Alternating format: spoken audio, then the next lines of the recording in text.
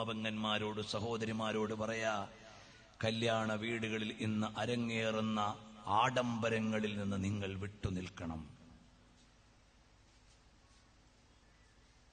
എത്രയോ പൈസ അടിച്ചു പൊളിച്ചു കളയണ്. ഏതെല്ലാം അനാചാരങ്ങൾ. പെണ്ണ് കാണാൻ വരുമ്പോൾ തന്നെ സ്ത്രീയും പുരുഷനും, പുതിയ ആപ്പിളയും പുതിയ പെണ്ണും അവർ യഥാർത്ഥത്തിൽ വധൂവരന്മാരല്ല. അവരൊരുമിച്ച് നിന്ന് ഫോട്ടോ ആൽബം എന്ന് വേണ്ട, ഒന്നും എനിക്ക് പറയാൻ അറിയില്ല. അങ്ങനെ എല്ലാ സീമകളും ലംഘിച്ചു കളയുന്നൊരു കാലത്ത് എന്റെ പൊന്നുമോളെ, എന്റെയും നിങ്ങളുടെയും കരളിന്റെ കാതലായ ലോകത്തിന്റെ ഗുരുവായ പ്രണയത്തിന്റെ മഹാപ്രപഞ്ചം കൊണ്ട് ലോകത്തെ മുഴുവനും മദീനയിലേക്ക് മാടി വിളിച്ച അനുരാഗത്തിന്റെ ആത്മവല്ലരിയിൽ നിന്ന് ഉലകത്തിന്റെ ഹൃദയത്തെ മുഴുവനും മദീനയുടെ മണൽപ്പരപ്പിലേക്ക് മലർവാടിയാക്കി കൊണ്ടുപോയ മുഹമ്മദുർ റസൂലുള്ളാഹ്, മുഹമ്മദുർ റസൂലുള്ളാഹ്. സ്വലാത്ത് ഒന്നുകൂടി ഉഷാറാവട്ടെ.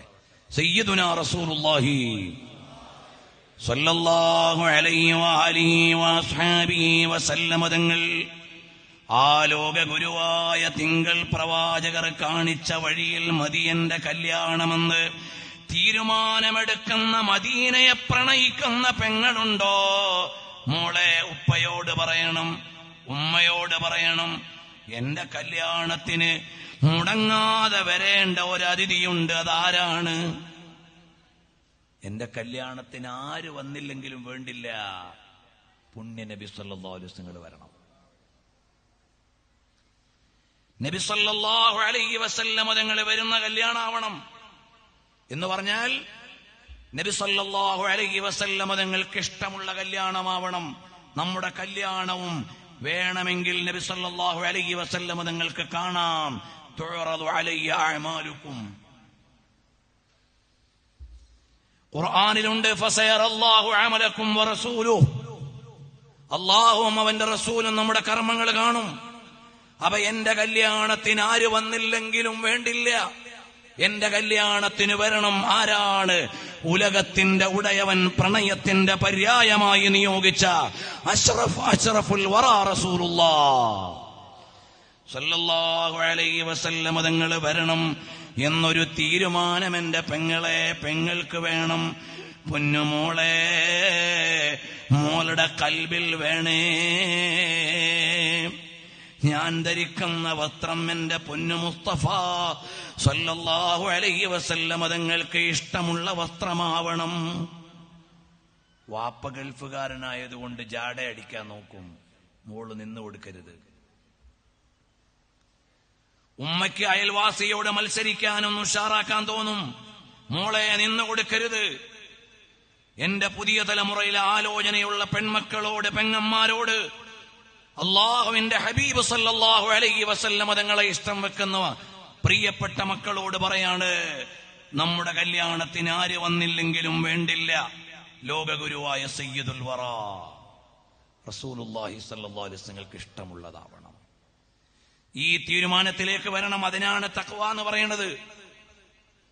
എന്റെ കല്യാണത്തിന് വരണം.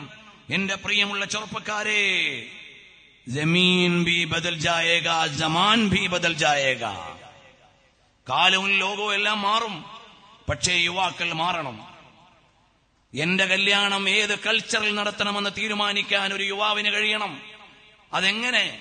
എന്റെ ഹബീബ് സല്ലല്ലാഹു അലൈഹി വസല്ലം തങ്ങൾ ഇഷ്ടപ്പെടുന്ന വിധത്തിലായിരിക്കണം എന്റെ കല്യാണം. അങ്ങനെ ഒരു യുവാവ് തീരുമാനിച്ചാൽ മാഷാ അല്ലാഹ്, അവിടെ അനാചാരങ്ങൾ വരില്ല.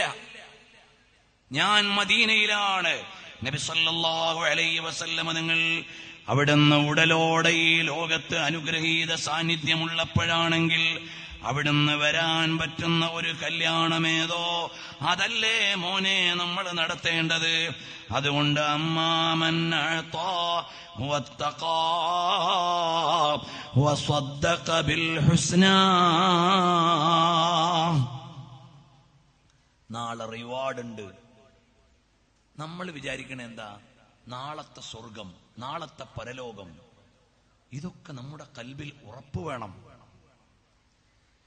ഞാനിവിടെ നിൽക്കുന്നു, നിങ്ങളിവിടെ ഇരിക്കുന്നു, ഇവിടെ പ്രസംഗം നടക്കുന്നു, ഇവിടെ ഷോപ്പുണ്ട്. ഇതിനേക്കാൾ വലിയ യാഥാർത്ഥ്യമാണ് നമ്മൾ മരിച്ചു കഴിഞ്ഞാൽ പരലോകമുണ്ട് എന്നത്. നമ്മുടെ ഉള്ളിൽ അങ്ങനെ വരുന്നുണ്ടോ? അങ്ങനെ ആലോചന ഉണ്ടോ? അപ്പോഴാണ് നമ്മൾ യഥാർത്ഥ മുഅ്മിനീങ്ങളാവുക. മരിച്ചു കഴിഞ്ഞാൽ ഖബറിൽ ജീവിതമുണ്ട്, അവിടെ ചോദ്യമുണ്ട്. ഇതെല്ലാം ഡെഫിനിറ്റ്ലി നിർബന്ധമായുമുണ്ട് എന്ന ഉറപ്പ് നമ്മുടെ കൽബിൽ വരണം.